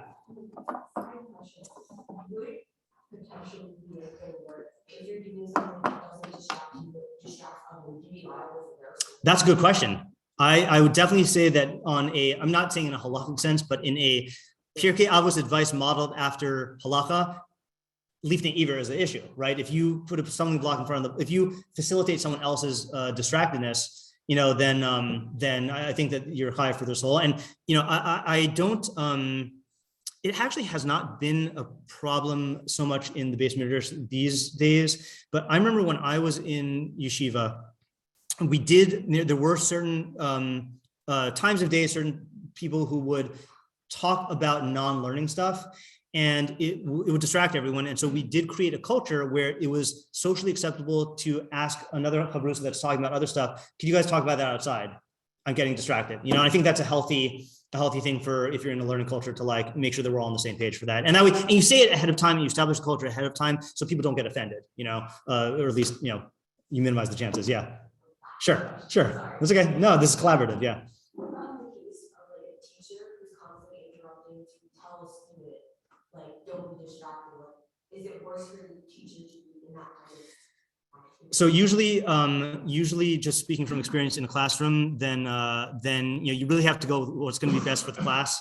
And like, if it's getting to the point where it's distracting other people, then then I think it's worth it to interrupt in order to stop future interruptions. You have to cut off one limb to save the body. Sometimes you have to like interrupt once in order to stop like perpetual interruption. Yeah.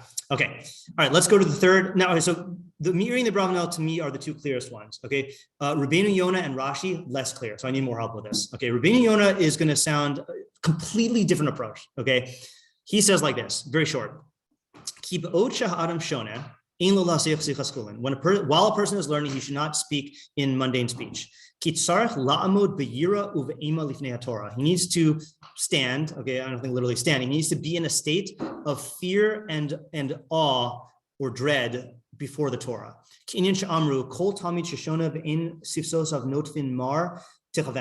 Any student who learns and his lips do not drip with bitterness should be burned. Okay, we'll explain that in a second. Since he is making use of the crown of Torah, which is the crown of God, he needs to stand in fear. And he should not speak with frivolous speech. And if he is so kal rosh, so like frivolous or lightheaded or I don't know, what are the good translation for kalish rosh? Frivolous, people say, right? Like it's the opposite of solemn, the opposite of serious. If he's so kal rosh to the point where he interrupts his mishnah, then he's liable for soul. V'hadin no same, and the sentence is passed. Okay, which I think is just him saying like this is like a reality. Okay, now let's just quote this Gemara that he mentioned. In Shabbos Daf Lamed Amud Beis it says Eini. We don't need the context. Amar Rav Gidol Amar Rav Kol Talmid Chacham Sheyoshev Lifnei Rabbav Ein Sif Sosav Notvos Mar Tikavena. Any Talmid Chachamim who sits in front of his Rebbe and the Talmid's lips don't drip with bitterness. Rashi says Notvos Mar Merirus Machamas Ema. which my interpretation of that is like, I don't know if it's the, you know how sometimes when you have a really terrifying experience, then your mouth, like, I don't know if it's an adrenal gland thing, you get like a bitter taste in your mouth. Or if like you panic, I don't know if anyone, is this just me? Is this just weird? You know, there's like there is a phenomenon. My guess is that that's what it's referring to. So anyone who is learning and they're not in that state of dread, they should be burned, or they will be burned. Shnemar, as it says, this is a drush on Shir Shirim, Sifsosav Shoshanim notvos mor over. Their lips dripped with roses. Sorry, their lips are roses that drip with passing myrrh. M-Y. How do you spell myrrh? Okay, RRH. Al tikri mor over. Don't read passing myrrh, ella amar over, but passing bitterness. Al tikri shoshanim. Don't read roses, ella sheshonim. Those who learn. Okay, so he's saying you need to learn Torah in this state of awe and dread. Okay, so the basic idea, I think, which again, this is the most difficult in my opinion to like apply here, is that you need to realize that Torah is not just any other subject or involvement, right? This is the Devar Hashem, you know, and the system that he gave us, and a product of Hashgacha, and there needs to be a certain awe and reverence that should characterize your learning. And if you are engaged in Sicha B'Tela, that reveals that you are not having that proper awe. Like it's a litmus test for seeing that you don't have that proper awe. I usually when I give Pirkei Avos shiurim, I consult either Rebbe's shiurim on Pirkei Avos, or Marshall Gisser did the write-up of all the Pirkei Avos shiurim. Unfortunately, he only had one paragraph on this that directly addressed it. Rebbe, and I don't know which tape this is, but Rebbe says this means it is insufficient to merely engage in Torah study. Rather, one must be aware of the gravity of this involvement, which is the purpose of his life. And then Marshall adds, to easily interrupt one's learning indicates that the person does not have the proper value of learning. And back to Rebbe, since one does not recognize what the good is for himself, it is as if he is killing himself. So my question on this, I mean, I can't help, oops, sorry, hold on a second here. Yeah, my question is, I don't think we do this, you know, and I think part of it is a generational thing. Like it used to be, you know, if you look at the Hilchos Talmud Torah, you see the way that they used to learn Torah, it did used to be a much more regimented thing of standing at attention and a state of awe and dread, especially before your Rebbe, and like, you know, part of, you know, rebbeim of younger kids using corporal punishment was to instill this bitterness and this fear. Definitely learning culture has changed. But I don't think that means that we should totally do away with it. And I guess my open question, I don't have an answer to this, is like, to what extent should we try to factor this into our learning? Like, I know that, you know, at least in my experience of our yeshiva's culture, we really view learning primarily through the Avas Hashem and like enjoyable, like we're big on the enjoyment of learning, you know, and I think that's a good thing. And, you know, and there are other statements for Chazal and Pesukim like David Melch calling, you know, Torah his plaything, you know, there's different attitudes towards learning. I have not seen this in our particular learning culture of like being in a state of dread or fear, you know, Ema. And I'm wondering, is this something that we can work on? Is this something that is not as relevant? Is it that our focus on enjoying learning really is better for our relationship with learning? And that's why, like, you know, we should prioritize that, and not like worrying about this would really kill, you know, our learning. I just don't know. You know, it's similarly, like, you know, I give a shiur a couple years ago on like, you know, making a joke before shiur. Right. And so, and Chazal talk about that. And like, you know, the general program is you make the joke and then you go into like serious mode. But it seems just from learning culture, from my rebbeim, that like we kind of joke throughout shiur, you know, and it's not a bad thing. And so I don't know what to make of this rabbinion practically. Anyone have any insights or want to weigh in? Yes. I associate it with Perils, and we speak about the Yom HaMisa. Right. And I think Rebbe said, you know, when a person is saying Shiva, and gradually he changes his mental disposition. Yeah. The Yom HaMisa should be the background. Yeah. Right. Right. And that's okay. That's yeah. Sorry. And I think that maybe this is a similar idea. That, yeah. You know, aware that it's chavrusa, maybe be the background. Serious. That's, I think, a good practical approach to this, right? Which is that if you find yourself relating to learning as any other subject, same as any other subject, then you are missing something. And realizing that this is, I don't know. I feel like this is something that the Rav probably talks about somewhere of like, this is a rendezvous with God. Like you are actually encountering the Devar Hashem, in a way, and that should evoke a feeling of awe and dread. But to think that you can sustain that through your learning is not realistic, and I think in many of our cases would be detrimental. But you can have it in the back of your mind. Certainly, when you say brachos of Torah, I think is a good place to have that. To like think about the fact that you're making that bracha on all the Torah that you're learning throughout the day, and that it is Mipei Kodesh Baruch Hu. But practically speaking, this is just my own personal thing. I feel like for me, the Meiri and the Abravanel are much more practically relevant than the Rabbeinu Yonah, but it still is a good idea to keep in mind. I also think though that there's one other element of the Rabbeinu Yonah, that the Meiri is saying that interrupting your learning, it's as if you're in a state of not learning. Okay, Abravanel says if you interrupt your learning in this way, it's like you're pulling the plug of intellectual life support, and you're going to forget your learning. Rabbeinu Yonah is using the litmus test thing. He's saying if you did interrupt your learning, it's like it reveals that you didn't have this attitude. Now, sure, he's also saying proactively don't interrupt your learning for this purpose, but he's really focusing on this is an indicator of what your level of awe and focus is. Okay, so that's a different read, and I want to show a 1.5 minute video. Okay, yeah.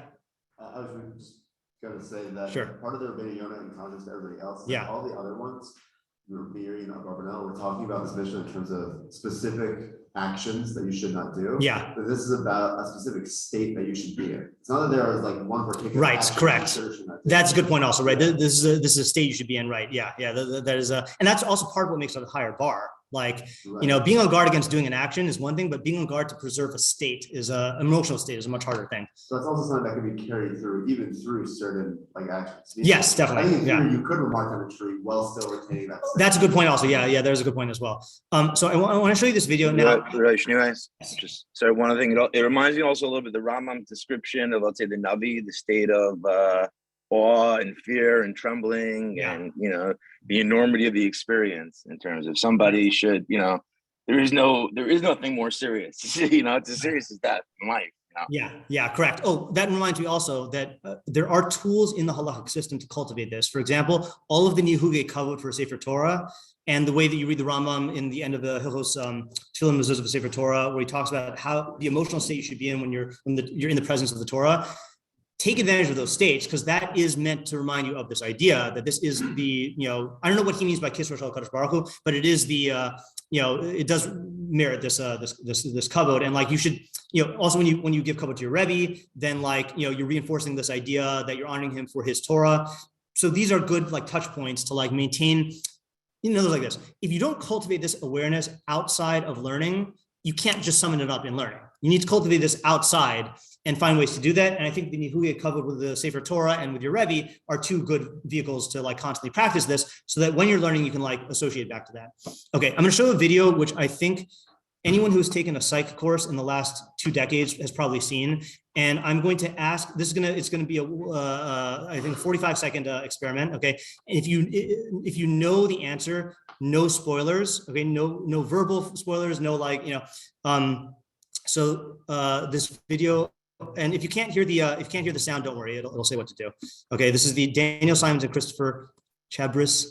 Okay, yeah. So it says, hold on just 1 second here. Hopefully this will work. Selective attention test from 1999.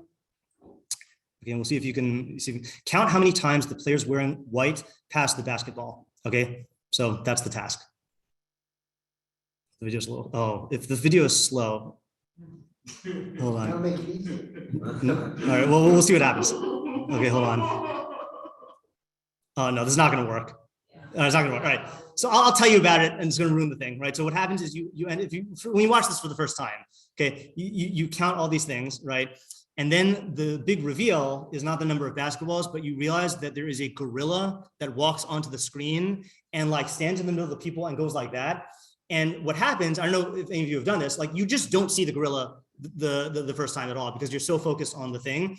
reason why I want to bring this in is because I couldn't find the famous, you can tell this over, Robbie. What's Rebbe's bear on the ski slope? Bear on the. Isn't bear on ski slope? Isn't that the Rabbi Moskowitz's thing? Okay, I heard the bear on the ski slope. Does anyone know what I'm talking about? No. Oh wow. Okay. I thought this was on the proof of learning here that like if you are if you're skiing, I heard from Rabbi Moskowitz in the name Rebbe, but maybe whatever. If you're skiing, okay, and there's a bear on the ski slope, you're going to notice the bear, right?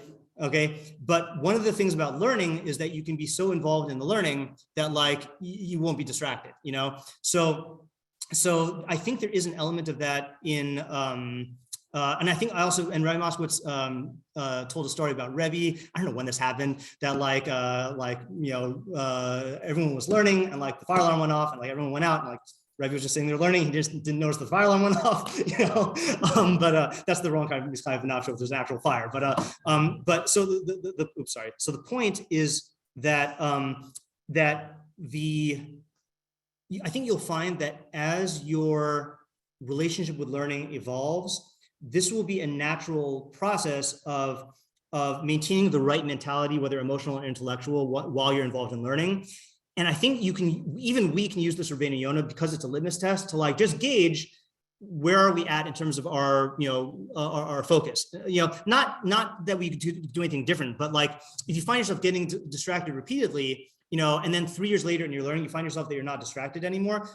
That is a sign of a stronger attachment to learning. And I think that could be applied to the emotional state as well. And I think I find it's useful to have any sort of like milestones or things to like just assess where you're at, it's useful. So that's what I got out of the Rabbeinu Yonah. We're not going to go through all these questions now. The main one was the Meiri and the Abraham. I'm sorry, just one thing.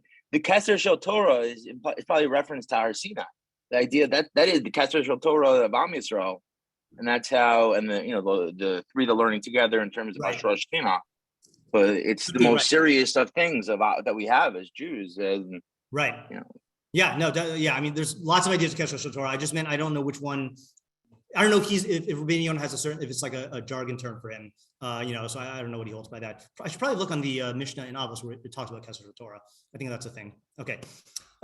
Last one is, I call it Rashi, but this is a cluster of Mefarshim. Okay, so Rashi is the first one. He says, and I don't know what's up with Rashi on Pirkei Avos, right? There's like 5 or 6 different versions of Rashi on Avos. I don't know if some of them are Rashi, some of them are not. So this is one of the versions. Harizeh mischai benafsho, kolomar mistakin benafsho. He endangers his soul. Because when he's involved in Torah, the Satan does not have permission to damage him. And once you interrupt Torah for trivial things, then you're giving the Satan permission to strike you. Now, if you just read this, well, you tell me, what do you think he means? Anyone have an approach, just an initial approach?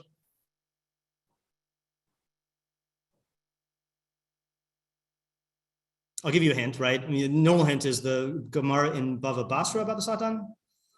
Hainu Satan, Hainu Yetzirah, Hainu Malach Mavis, right? Who Satan, who's Yetzirah, who Malach Mavis? That the Satan and the Yetzirah and the Malach Mavis are all the same. So generally speaking, I would think it means something about like when you're involved in Torah, like then your energy is going in a certain direction and you're involved in something, and like if you interrupt, then like you're opening up for the Yetzer Hara, something blah blah blah, right? I think like sort of like an insurance policy, and if you interrupt, you cancel the insurance. Yeah, exactly. Yeah, something like that. Yeah. Okay. So that is a read of Rashi, and there's only I think one sentence in the transcript of Rebbe's Pirkei Avos Shiurim, and I think he learns it that way. I didn't learn it that way because we're going to see in a little while, one of Rashi's students elaborates on it and he doesn't learn it that way. But I'm going to show you just a couple other Mefarshim who are in this cluster who I'm learning as like the same approach. So the Rashbats says like this. Oh, and by the way, this is not the whole Rashbats. The Rashbats gives another Perush as well, but this is just part of it. So don't want to misrepresent the Rashbats. Okay, so he says here, there, it's here it does not say you are liable for your soul. It says it's as if you're liable for your soul. Okay, why? Since he is on the path, the Satan mekatrig b'shas hasakana, and the Satan accuses at times of danger.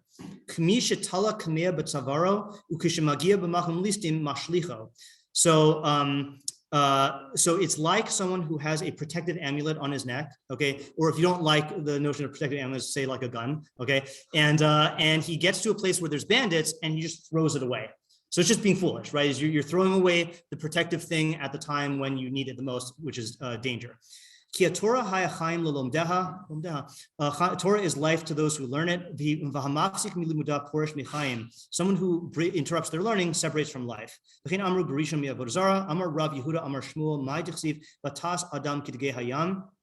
So what does it mean in, I think that's a pasuk in someone that starts with a ches, either Chavakuk or Chagai. Don't remember. You made man like the fish of the sea. So what does that mean? So the Gemara in Avodah Zarah says, Ma dagim shabiyam kivin she'alu liyabasha miyad mesim. Just like fish of the sea that once you put them on the dry land, they die. Ach b'nei adam kivin she'porshim midivrei Torah miyad mesim. Once people separate from words of Torah, they die. Okay, now he brings in this idea of the derech and the satan at a time of sakana. Okay, hold that thought. He goes on and he says, Umash Amar Hatana ma nae ilan zeh, ma nae nir zeh, huadin shisich acheres, elash dibur behove. So any other interruption is also counted, but it's speaking about the common case. Shederech holche orchos lihis asik b'sicha b'meshehim roim, because it's the manner of travelers on the roads to talk about the things they see. Baderech, on the road. Mash eno ba'ir, moshav, that which is not visible, which you don't see in your city. Which is trees and plowed fields. So he's literally talking about when you're traveling. Okay, when you're traveling on the way and you talk about stuff, traveling is very dangerous. And these examples are from that case. Okay, last two commentators who are on this approach. This is a student of Rashi, Rabbi Yaakov, Rabbi Shimshon. So first he says, he says, I don't know why it says the pasuk. The mishnah is not talking about something so small, okay, like that you're chayv b'nafsho. The fikach omer kilu. That's why it says it's as if. You're not actually endangering your soul. Since we say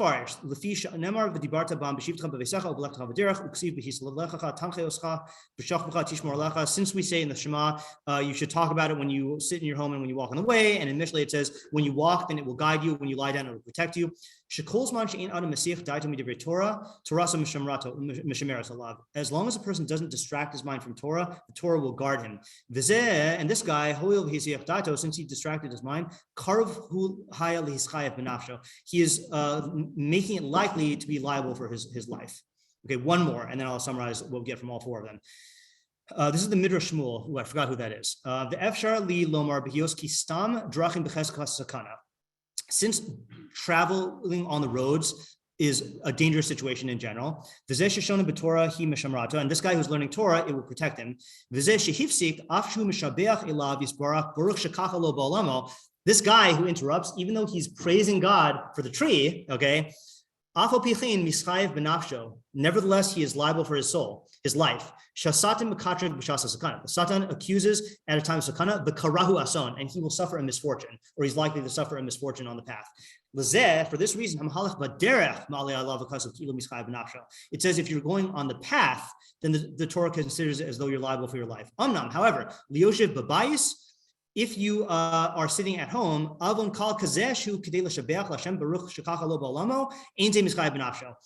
if you say such a light sin like this, where you like praise God on what is in his world and you interrupt your learning for that, you're not liable. That's why it specifically said Mahalach Derech. So what do all these approaches have in common? So I think all these approaches are saying that, first of all, we're talking literally about when you're traveling, okay? And the Mischai B'nafsho is not talking about your Tzelem Elokim. It's talking about you're actually endangering yourself. And by the way, there are more Mefarshim who say this as well, that like, that there's some actual like physical danger that you are exposing yourself to. And that's also in the Mishnah 3.5, which is going alone at night on the path. They talk about it a lot there, these are dangerous situations and you're exposing yourself to this actual danger. And again, that last, I don't know if everyone would agree with the Midrash Shmuel, but he's saying that, it's davka b'derech, and at home, since you're not in danger at home, you're not risking your life like this. So the question is like, what is this idea that you're risking your life, when you interrupt your learning while traveling? Okay, and let's use this premise that we're talking about a dangerous traveling. I think now, traveling on the road is not as dangerous as it was back then. Is this just some general principle of like, involvement in Torah protects you, and and there's hashgacha, and David Melech like kept the Malach Mavis at bay by continuing to learn, or is like there's some insight we can get into this practically for our perfection? I don't have an answer to this, by the way.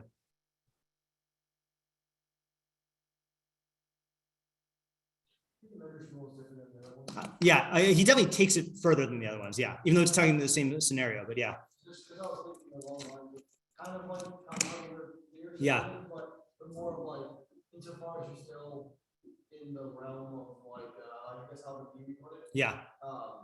Like then you're less likely to make a mistake on the road or something like that. You're less likely to just like stumble into like a trap or something. I don't know. Yeah, it's funny because you can make the opposite argument, right? That the more involved in your learning you are, then you're gonna fall into a hole. If you're involved in like reality, right? Yeah. Then like you're gonna see it for what it is. But then one problem like the eventual, like it seems like Right. he's gonna say that even if you're involved in like ideas. Okay, so there is an approach I think I can take based on that, which is, and feel free to help me develop it. But like, the reason why Chazal talk about the Satan. Okay, Satan is the Atara, is the Malach Mavis, and they're all related, right? So it is possible that if you are on the derech, presume, and I kind of have to make some assumptions here. If you're on the derech, then you're really going for some sort of, I can't make this assumption. Never mind. Misfire. I'll say half of what I was gonna say. I was gonna say that like, involvement in values that are Yetzer Hara values and not like Torah values will expose you to types of harm, specifically because they are harms in the psyche.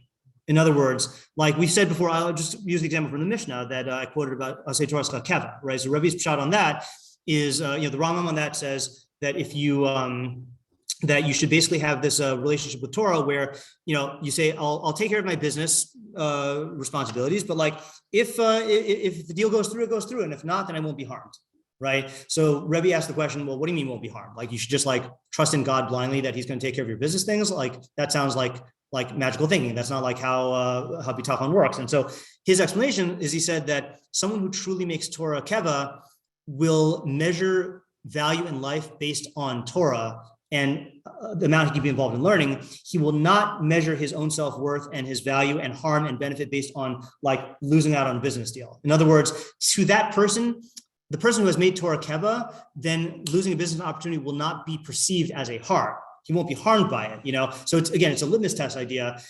So I could see someone who is involved in learning. The same thing can befall someone who is involved in learning and the guy who interrupts his learning, but to the first guy, it will not harm him, and the second guy will harm him. It's just very difficult for me to say that on that's on like based on your level of perfection. It's very hard for me to say that like if you're actively thinking about Torah now, then you won't be harmed, but like if you interrupt it, then this will harm you. I can't like bring it to fruition. Yeah. Just attempting us. Sure. But I'm not sure if this is magical, so we'll see. But when a person's traveling, so definitely they have to take all the precautions that they can. Yeah. But maybe it's important that the person should also relate to the shot as something that can also. Okay, that's a good idea. Whether or not that's this Mishnah, but that is a good idea, right? And I think the only thing is, I'll say it again in case people can hear, is that when a person is traveling and they're going to a dangerous situation, you can't just take practical precautions. You also have to realize that there's a reality of the hashgacha, and that also is a factor it is the factor in your protection, really. The only thing that is slightly, I don't think it's the magical thinking thing that bothers me. I think it's the, it seems to be a general idea that doesn't quite translate as specifically into this practical expression in as neat of a way as the other Mefarshim, but maybe that's just my intuition. Yeah, Isaiah? Well, maybe Right. for classes, we should try to like be acutely aware of that, and like not do any act of like going away from that. Okay, that's definitely that is definitely in line with the Mefarshim who take this approach and bring down examples like David Melech, where like they're on such a high level of the hashgacha, where this for us our involvement in Torah and that being a cause of the hashgacha protecting us is more like, for better or for worse, an abstract idea. For them, it was like an actual reality. Like David stops learning and like he's subject to a real danger. But the chassid is more in that parsha and should be thinking in those terms in a practical way. Yeah, someone wanted to say something on Zoom. I didn't hear who it was. Yeah, I had a question. It sounds like he's advocating being mishtamish b'kisro shel Torah, or like using it as a shield or for something lo lishma, which sounds kind of problematic. That's interesting. I mean, we do say that you can learn psukim is lahagein shani, is to protect yourself. Then that's mutter. But to do it to cure a disease is not. That's what the wrong. I mean. I think that's unanimous. Just a question how you apply it. I mean, so I'm not trying to reconcile that with the Kisra Shel Torah thing. I'm just saying that is a thing. Yeah, Chaim? Yeah. Like define the holiday. Yeah. Like, would you say that since like this last category is arguing maybe that this is more applicable to the general audience of versus like theory and So I'm in conflict because on the one hand, people travel and they're subject to dangers, and so this applies to everyone seemingly, and also everyone like cares about danger in a way like this is talking about your actual life, like your actual like biological life, not your intellectual life. But on the other hand, like what we're talking about, it seems like this is trending in the direction of it's more relevant when you're higher up. Yeah, sorry, another Zoom. Yes. It reminded me something that Rabbi said about that if you have like you need to make a decision and it's difficult for you, then you should learn and put yourself in that mindset, and then you can make a good decision. So maybe it's saying that if you're learning, you're going to be in a mindset we can make more intelligent decisions. Yeah. That could potentially get you out of dangerous situations. Okay, right. So that's like, I think like what Chaim was saying is that that being involved in reality, is going to ultimately be good, not just in terms of the intrinsic perfection of it, but in terms of how it spills over into your practical decisions. In which case, if you're going to take that approach, you have to say that it doesn't mean like that the second you stop learning, then you get hit by lightning, right? But it means that you're going to be, in general, removing yourself from causes of physical harm. Again, I have the same problem with that I have with Tamar's approach, which is that it does seem to be a more immediate thing of the man na'il and zeh, but you could also say that no, the way you cultivate that is by practicing this, not taking interruptions for these frivolous things. I don't know. Yeah, Chaim? Yeah. So I'm wondering, because what you said before that being involved can also make you like a little bit out of it. Yeah. That's sort of like right? Yeah. But I wonder if there's like something to be said about like going down this other idea of like if you're in reality and making realistic decisions, and would you say that there's like a part of that state would be to recognize that like how the system would say that I have code in that sense, or like yeah, right, definitely. Right, yeah, I mean definitely lots of principles in the Torah that you are attached to will save you from these types of things. Yeah. Okay, let's yes, Ariel. Maybe like similar to that, I feel like when you're traveling specifically, I know it's dangerous, it could be like scary and like thinking about that fear or whatever. Like okay. letting someone or whatever. Okay, that's good. That's good also. And also it could be a facilitator for tshuva, right? I mean, anytime you think of yourself as being subject to harm, then that can be facilitating tshuva. Yeah. I don't know if this works with all of the people you just read. Yeah. But a slightly different take would be that if the substance is so hard, then maybe it's that when you're on the way, you're more prone to like do faith or things like that. Right. So actively being involved in Torah keeps you away from. Okay, so it happens to be that you're right, but the place where the Mefarshim talk about that is on that other mishnah, which is someone who's awake at night or walking alone on the way or turning his heart to batala, and they say that those are all in terms of exposing yourself to like those are situations where your psyche can go wild, or you can be involved in bad stuff. So you are right, and they just no one says it here because like they said it there. Right. Yeah. Okay. So let's. What time is Mincha today, by the way? 30. Okay, fine. All right. So I mean, I think we're gonna finish soon, but let's go on to the fourth and final main part of the shiur, which is recommended reading. Okay. So again, I wanted this to be a bigger part of the shiur, but I was right. We didn't have time. So there's a one of the problems that you sometimes have if you have a practically oriented idea is you hear the idea and then like you think about it that day and then you either don't know how to practically implement it or you just forget about it. So I always find, there's two reasons to read books. Only two. One is for the ideas. The other is to have your mind in the headspace of the book. So there's this book that I read last year called Deep Work, Rules for Focused Success in a Distracted World by Cal Newport, which basically has two parts. One is the theoretical, the other is the practical. And I found it to be a useful book for implementing this idea. Okay, now he's obviously working not in Torah framework. He's talking about how to maintain concentration when you're involved in your work. Okay, his basic so the terminology is he calls deep work is professional activities performed in a state of distraction-free concentration that push your cognitive capacities to their limit. These efforts create new value, improve your skill, and are hard to replicate. This is a big part of his argument that this will make you more hireable and more successful in terms of as a commodity to work for other people. Shallow work is non-cognitively demanding logistical style tasks, often performed while distracted. These efforts tend to not create much new value in the world and are easy to replicate. And his hypothesis is the ability to perform deep work is becoming increasingly rare. At exactly the same time, it is becoming increasingly valuable in our economy. In fact, we were talking about this after Mark's thing on Friday night, that there just are more distractions now than there were 50 years ago. Like that's just right. You're primed to look for superficial things. Yeah. As a consequence, the few who cultivate this skill and then make it the core of their working life will thrive. Okay, so I want to read two things which are not practical tips, and I'll say in advance. The reason I'm reading this is because I'll say it afterwards. I'll just read it. Okay. So he says, as the journalist Daniel Coyle surveys in his 2009 book, The Talent Code, these scientists increasingly believe the answer includes myelin. The answer to what the key to deep work is: a layer of fatty tissue that grows around neurons, acting like an insulator that allows the cells to fire faster and cleaner. To understand the role of myelin in improvement, keep in mind that skills, be they intellectual or physical, eventually reduce down to brain circuits. This new science of performance argues that you get better at a skill as you develop more myelin around the relevant neurons, allowing the corresponding circuit to fire more effortlessly and efficiently. To be great at something is to be well myelinated. This understanding is important because it provides a neurological foundation for why deliberate practice works. By focusing intensely on a specific skill, you're forcing the specific relevant circuit to fire again and again in isolation. This repetitive use of a specific circuit triggers cells called oligodendrocytes. Oh, I got that on the first try. To begin wrapping layers of myelin around the neurons in the circuits, effectively cementing the skill. The reason, therefore, why it's important to focus intensely on the task at hand while avoiding distraction is because this is the only way to isolate the relevant neural circuit enough to trigger useful myelination.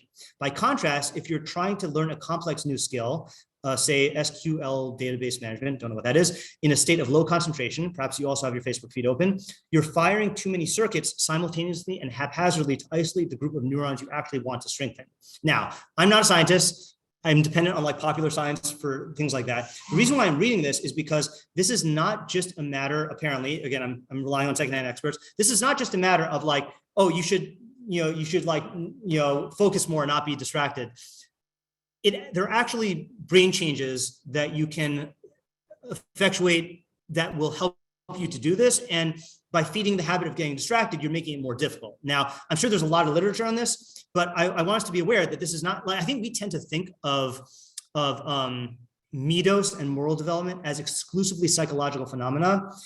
But you notice that the Rambam starts off Shmona Prakim by talking about physiology and how, back then, I don't know what you called it, physiology and psychology and philosophy were very related, but he talks about the parts of the soul. And Freud, who was very into psychology, wanted to find a biological and neurological basis for his theory, and just the science wasn't developed back then. So now that we have this type of data and these types of studies, we should learn them and take the practical implications of them to heart when trying to cultivate these things. So again, I'm not an expert on this. I'm just bringing it to attention.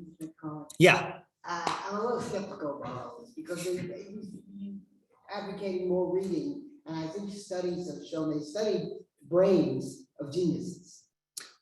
That's very nice for geniuses, right? And they haven't found it. Right. So, but they also, from what the little I've read on geniuses, is geniuses do have different brains. Right, it is, meaning what we're talking about. You can't become a genius, we're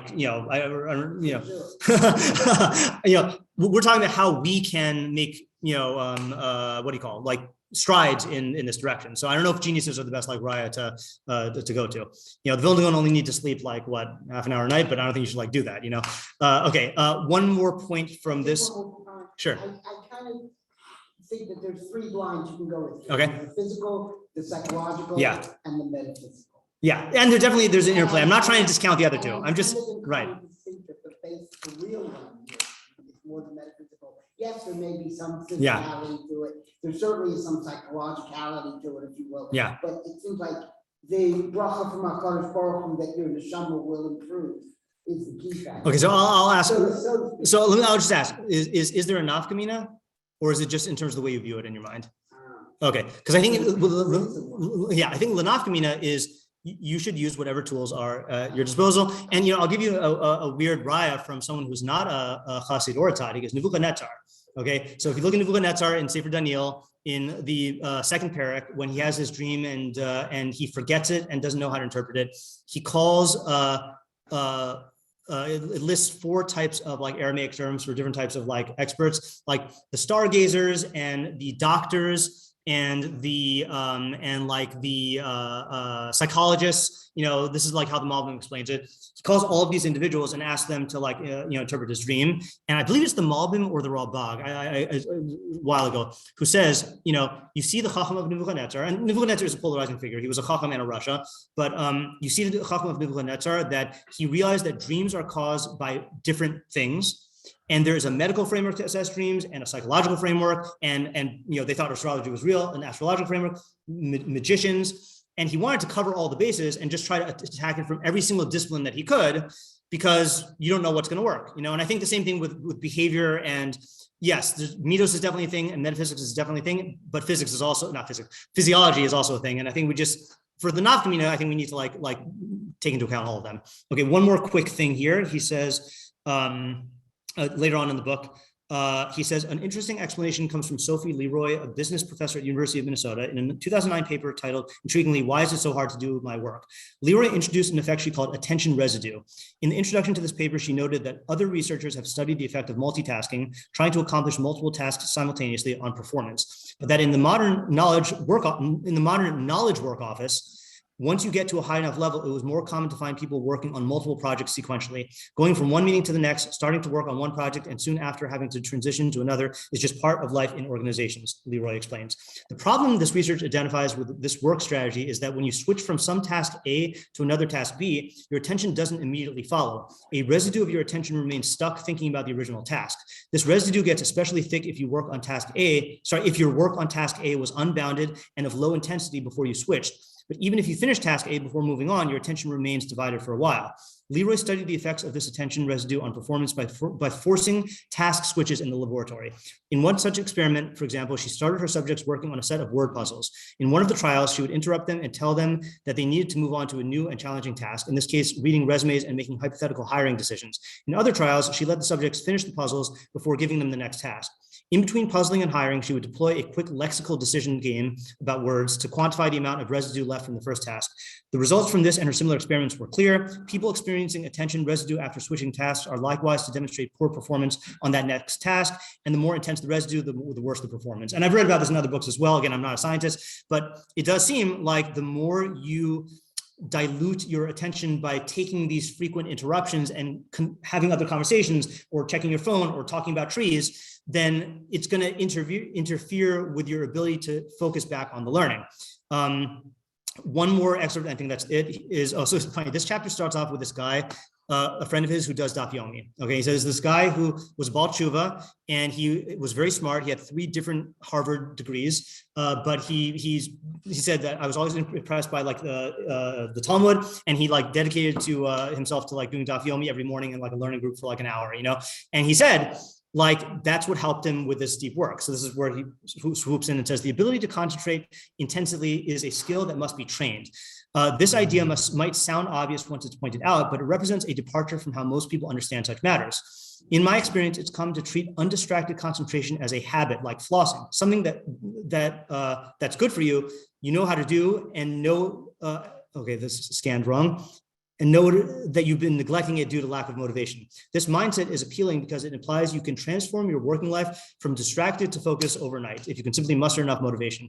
But this understanding ignores the difficulty of focus and the hours of practice necessary to strengthen your mental muscle. The creative insights that Adam Marlin, that's the Daf Yomi guy, now experiences in his professional life, in other words, have little to do with a one-time decision to think deeper and much more to do with a commitment to training this ability early every morning by going to Daf Yomi. There is, however, an important corollary to this idea. Efforts to deepen your focus will struggle if you don't simultaneously wean your mind from a dependence on distraction.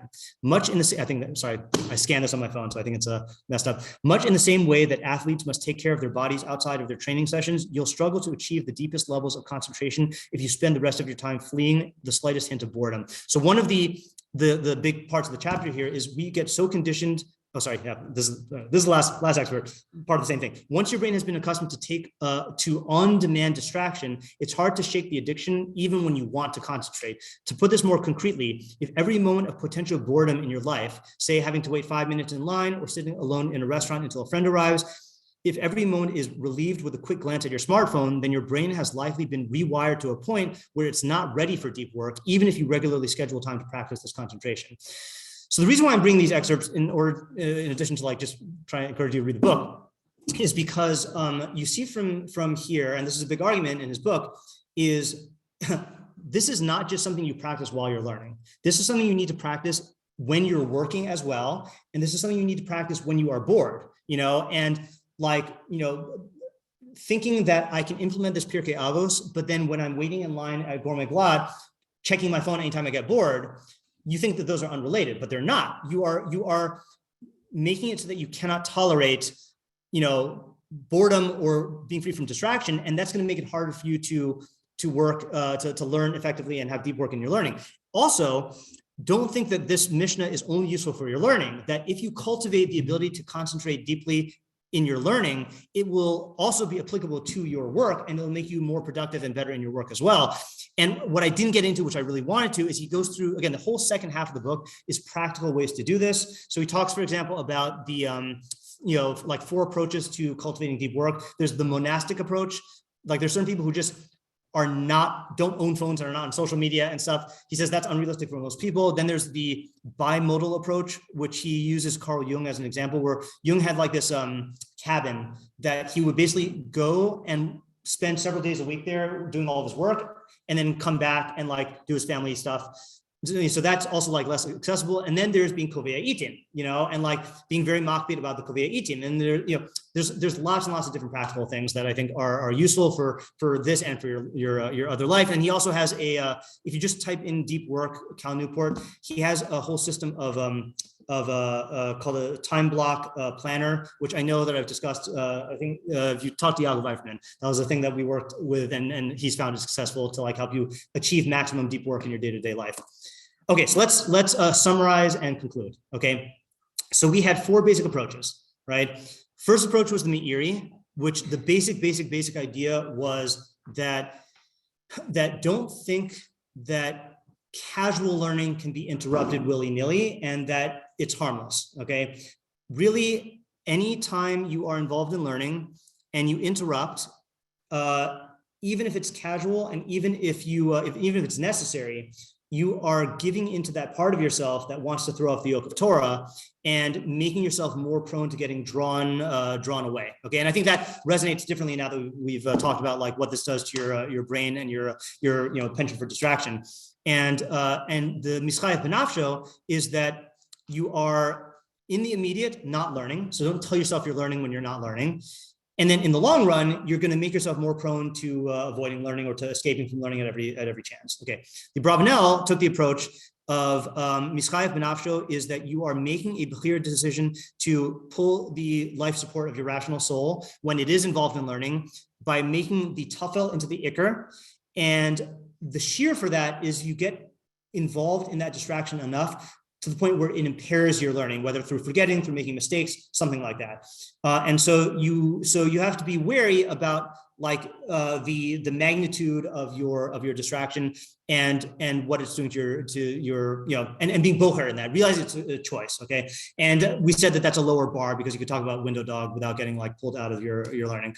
Then we had Rabbeinu Yonah, who says a completely different approach, that this is about your attitude, that you should learn Torah in Ema and Yira, and realize that this is the crown of God, and that it shouldn't be treated like some sort of ordinary mundane thing. And if you do interrupt, that's an indicator that you were not relating to Torah that way. And we said that maybe this is not something that we in this room can actively practice, but like Mark said, you can be aware of this in the background. And like I suggested, there are other institutions in halacha that promote this awareness and awe and reverence for the Torah that like you can tap into when you're learning and remind yourself about. And then there was Rashi and crew, which seemed to put the emphasis on the actual danger to your life when you are traveling and you distract yourself. And we only had tentative approaches to that, about how either this is a statement about your overall relationship to learning and like the perils of the Yetzer Hara, or something about hashgacha, or the way you relate to hashgacha, but we don't really know what that is. And then we have deep work, which is that there are modern studies and modern books that explain how and why this works, that are translatable into practical techniques that will not only help you to implement this, but will also improve your work life and allow you to use your work life and your entertainment life to practice the skills that like enhance your learning life. So that is that's what we've got to say here. Any questions? Okay, let's stop. Thank you. Yeah. Thank you. All right, thank you. Thank you. Thank you. Thank you. Good. Thank you. Thank you. Did that work? 12:37. Yeah. So in terms of being able to actually link it to a physical one, you didn't make that. Sorry, hold on a second. Just stopping this.